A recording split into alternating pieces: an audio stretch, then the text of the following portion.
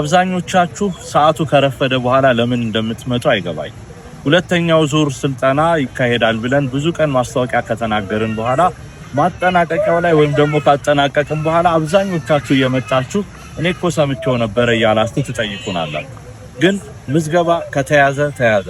እዚሁ አዲስ አበባ ቁጭ ብላችሁ ከድሬዳዋ፣ ከኮምቦልቻ፣ ከሐረርና ከሌሎች ቦታዎች ላይ ቀድመዋችሁ ከደብረ ብርሃን መጥተው ስልጠናውን እየወሰዱ ነው።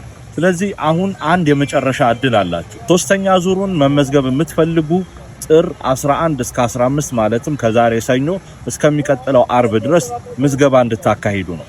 ሁሌም እንደምንነግራችሁ እናንተን ለመከታተልና እስከመጨረሻው ስቴፕ ድረስ በሚገባው ለማገዝ ሲባል የምንቀበለው ትንሽ ቁጥር ስለሆነ እስከ አርብ ድረስ አንጠብቅም። ቦታው ከሞላ ምዝገባችንን አቁመን በቀጥታ ወደ ስራችን የምንሄድ ይሆናል። የሁለተኛ ዙር ሰልጣኞች ደግሞ እንኳን ደስ ያላችሁ።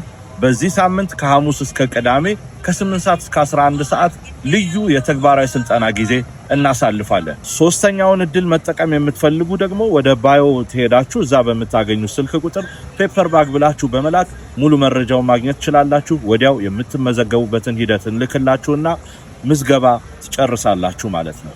አመሰግናለሁ።